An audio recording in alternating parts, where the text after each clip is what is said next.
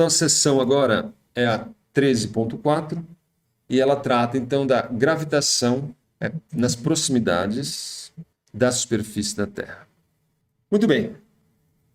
Bom, se a gente supuser a Terra como uma esfera gigante, de massa uniforme, emão, a gente sabe que o módulo da força gravitacional que a Terra exerce sobre uma partícula de massa emínha pode ser calculada pelo princípio das cascas, pelo teorema das cascas, de tal maneira que a força sobre ela, nesse caso, uma esfera gigante com distribuição de massa uniforme.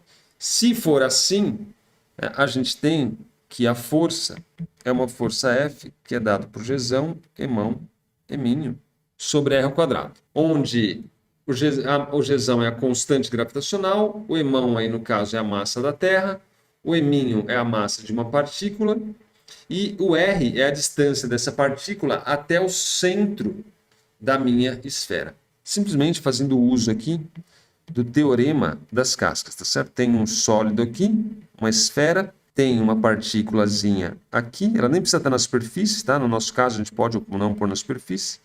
Massa emínio, massa emão, distância do centro R'.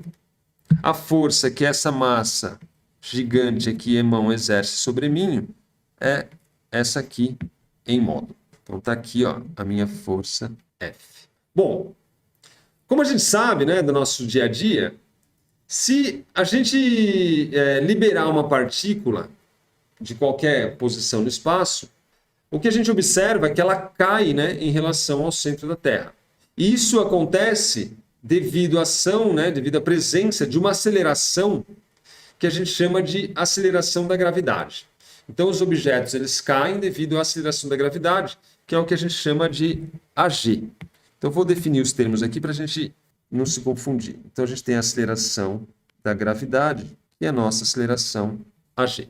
Bom, pela segunda lei de Newton, a força sobre a minha massa emínio, ela é dada pela massa vezes a aceleração, que é a segunda lei. De forma, então, que meu F é um F cujo módulo é emínio vezes a aceleração da gravidade em módulo também. De forma que se a gente igualar essa expressão com essa expressão, o que a gente tira é que minha aceleração da gravidade nada mais é então do que emão G sobre o R quadrado. Então, como é fácil de notar, simplesmente igualei, Se eu pegar esse AG aqui e jogar aqui, vai ter um emínio a mais aqui que volta para essa expressão aqui, tá certo? Então, simplesmente comparando essa com essa, a gente tira que a aceleração da gravidade é isso aqui. Como é fácil de notar, a minha aceleração da gravidade depende do R. O que implica que a aceleração da gravidade vai depender da altitude que a gente se encontra. Igual aqui, ó, esse aqui é o meu R. Se eu tiver com essa partícula aqui, agora o meu R é outra. Então, dependendo de quão afastado eu estou da Terra, a aceleração da gravidade é diferente. Então, para a gente elucidar, tem uma tabelinha aqui, ó, que mostra a aceleração em alguns casos. Então, na superfície da Terra, a aceleração média é 9,83. Se você vai ao Monte Everest, que tem uma altitude de 8,8 quilômetros, a aceleração é 9,80. Se você subir a 36 quilômetros acima da superfície da Terra, você tem uma aceleração aí que é 9,71.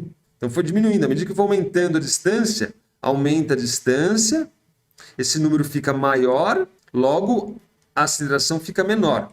Se você for na estação espacial, a sua aceleração é da ordem de 8,70 e você está a uma altitude de 400 km. Ou seja, cai pouco, se for ver. 400 km acima da superfície e a aceleração da gravidade foi para 8,7, caiu 1 metro por segundo ao quadrado. Lá, a 35 mil quilômetros de altura, é que a gente tem uma aceleração extremamente pequena, que é da ordem de 0,22, que é mais ou menos a distância dos satélites de comunicação. Então, isso dá uma ideia do quanto a aceleração da gravidade varia com as altitudes acima da superfície da Terra. Então, vale frisar aqui que a aceleração da gravidade ela tem um valor relativamente grande, né? Mesmo para 400 quilômetros de altura, né? Acima aí da superfície. O raio da Terra é por volta de 6.000 quilômetros, né? Então, pense, você tem 6.000 quilômetros, os 400, né? 400 quilômetros é uma fração disso aí, né? Não dá nem 10% do raio, né? É menos de 10% do raio. Ou seja, você está ainda, dado o tamanho da Terra, 400 quilômetros não é tão longe assim da superfície. Bom, é muito comum a gente tomar a aceleração da gravidade igual a 9,8 metros por segundo ao quadrado, né? Agora, será que se a gente calcular essa expressão aqui, a gente vai ter esse valor? E mesmo se a gente tiver, faz sentido a gente supor a massa da Terra uniforme, faz sentido a gente supor a Terra esférica, ou mesmo existem mais fatores que podem contribuir para algum ajuste, né, para alguma correção dessa aceleração da gravidade? Então, se a gente calcular esse cara aqui, ó, com os resultados que a gente tem, o G ele é igual a 6,67 vezes 10 a menos 11 newton metro quadrado por quilograma quadrado. A massa da Terra, se você procurar aí no Google, você vai encontrar um valor da ordem de 5,97 vezes 10 elevado a 24 quilogramas. E se você calcular e procurar no Google o raio da Terra médio, é por volta de 6.371 quilômetros. Se você substituir, o que você vai encontrar é que a sua aceleração G é da ordem de 9,81 metros por segundo ao quadrado. O que condiz muito bem, né?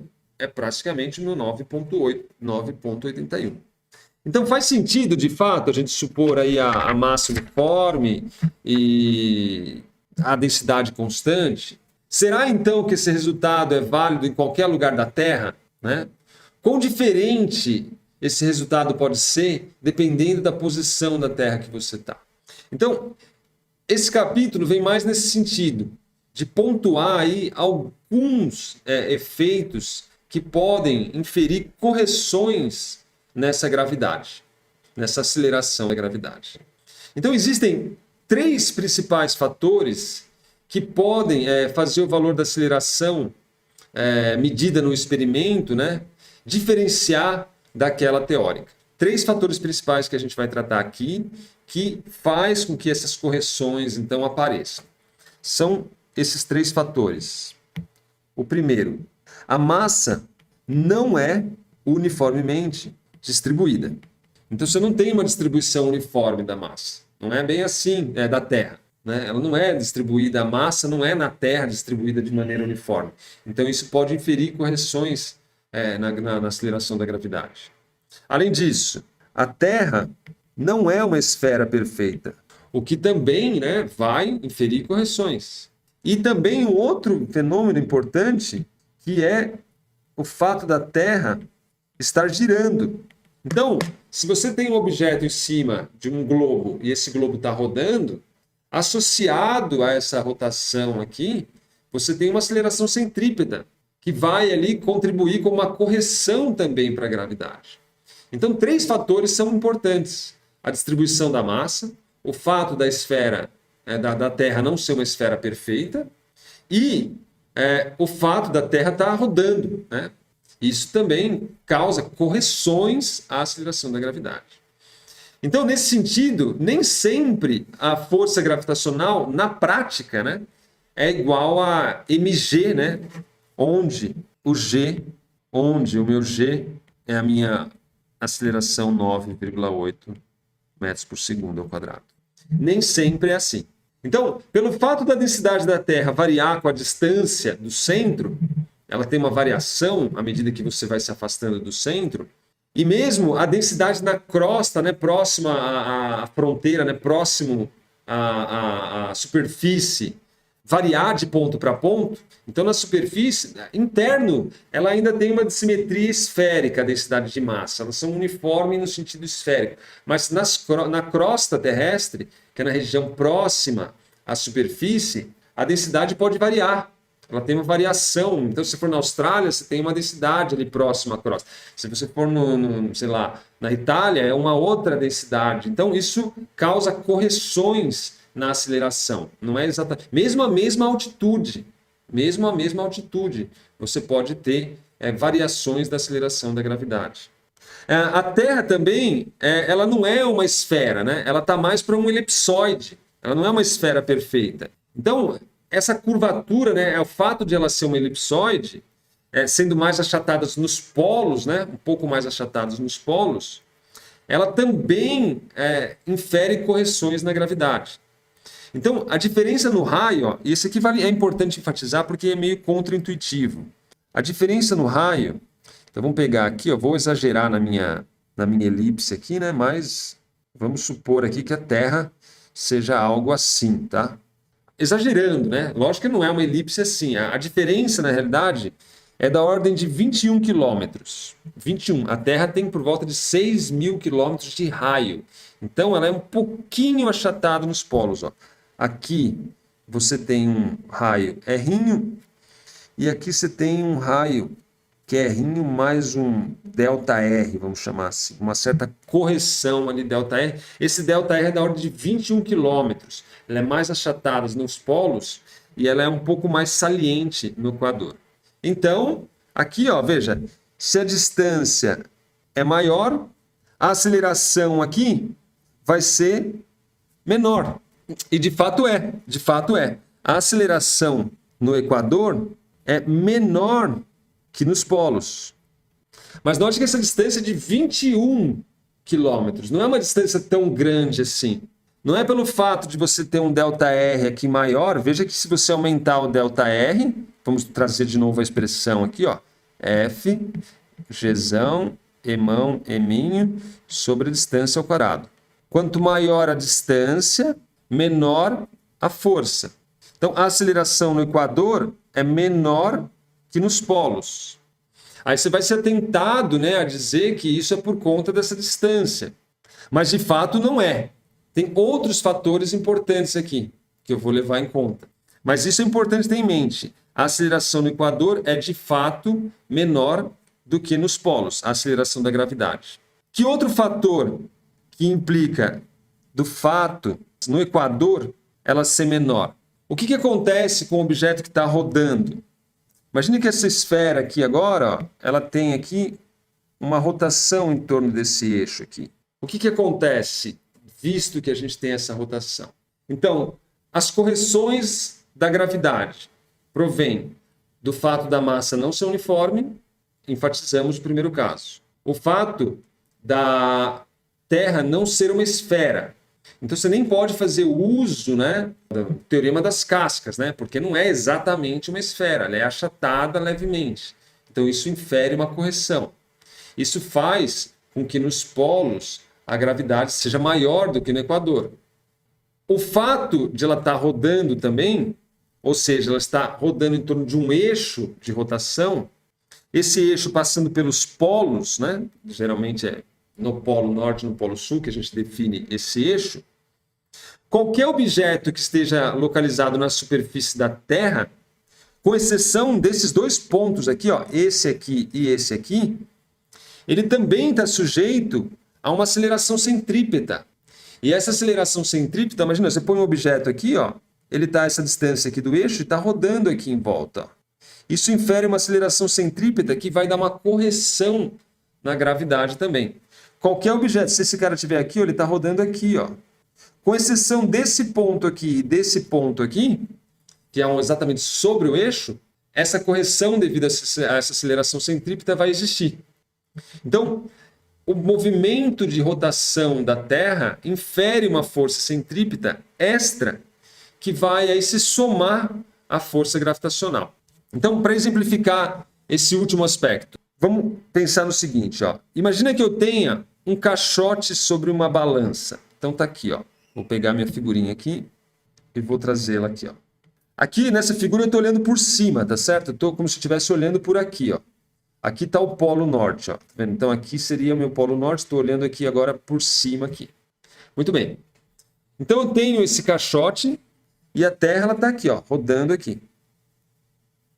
Como é que fica a força resultante? Como é que fica a força centrípeta? Vamos pensar no caso primeiro que a gente já sabe. Ó. Se eu tiver aqui um barbante preso num fio e eu coloco uma massa M aqui, isso aqui é um fiozinho e um barbante preso no fio, tá certo? Essa massa aqui na ponta aqui tem uma massa M, e esse objeto aqui, ele está aqui rodando aqui, ó, em torno desse fiozinho aqui, obedecendo um movimento circular. O que a gente sabe é que existe uma força de tensão aqui, que é a única força presente nesse objeto, de forma que essa tensão, pela segunda lei, é a massa vezes a aceleração, no caso aqui, a minha aceleração centrípeta. Essa aceleração centrípeta é a aceleração radial, não é isso? Que está relacionado com a velocidade angular. É o quadrado da velocidade angular vezes o raio, essa distância que é. Isso é minha aceleração radial. Volta lá, capítulo 10, capítulo 11 do Halley.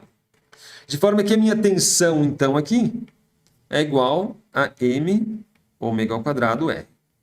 Agora, no caso da Terra aqui, ó, o que a gente tem? A gente tem, além da força da gravidade, a gente tem aqui, ó, uma massa vezes um mg. Então, eu tenho a massa vezes a aceleração da gravidade. Além dessa, eu tenho agora, ó, o caixote empurra a Terra empurra o caixote, tá certo?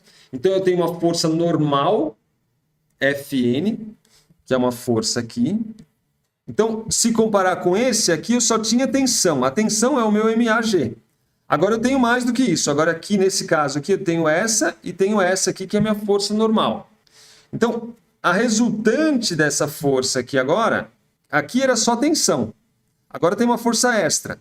Nesse caso aqui, que é a minha força normal. A força resultante agora, o que é? É o meu MAG menos o Fn. Então, agora é essa menos essa. E é isso que dá a minha força resultante, que, por sua vez, é a massa vezes a aceleração, que é a massa vezes a aceleração centrípeta. Então, esse aqui é o resultado importante, porque agora a gente vê o quanto a minha aceleração centrípeta interfere na força normal, que é exatamente a medida da balança. A medida da balança, né, é o quanto ela te empurra de volta. Você sobe na balança, você empurra a balança para baixo, a balança te empurra para cima. Essa força normal é o peso que você enxerga na balança. Se alguém te levantar pelos braços, né, o peso na balança começa a diminuir, porque a força normal começa a diminuir também. Você vai levantando ali a pessoa, ela vai diminuindo a força normal, logo o peso na balança vai diminuindo. Então, a força da gravidade menos a força normal me dá o resultante, que é a massa vezes a aceleração. E a massa vezes a aceleração centrípeta. Então, nesse caso aqui, o que eu tenho? Que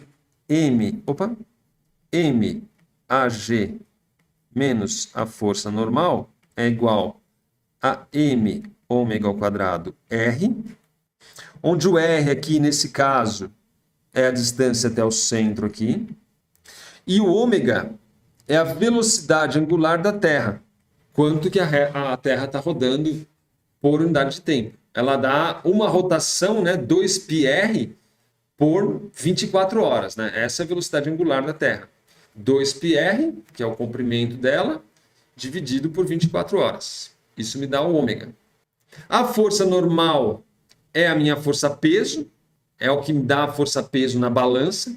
Se a gente escrevê-la, então, em termos de mg, né, supor que a força-peso é igual a mg, então, tomando Fn igual a mg, o que a gente tem aqui, mg, nada mais é do que MAG menos m ômega ao quadrado R. Ou seja, o peso medido ele é igual ao módulo da força gravitacional menos a massa vezes a aceleração centrípeta. Então, quanto mais próximo você tiver do equador, mais distante você vai estar do eixo, maior vai ser a sua aceleração centrípeta e menor vai ser a sua aceleração da gravidade. Menor vai ser a aceleração centrípeta, maior vai ser a sua aceleração centrípeta, quanto mais afastado você tiver, porque o raio aqui, ó, o objeto que está aqui, ó, ele sofre esse deslocamento, o raio aqui, ó, é esse cara aqui, para esse cara. Para esse objeto aqui, o raio é esse, porque ela está rodando aqui, ó. Então, o raio, quanto mais próximo você está do polo, menor é a correção. Quanto mais afastado você estiver dos polos, maior é a sua correção.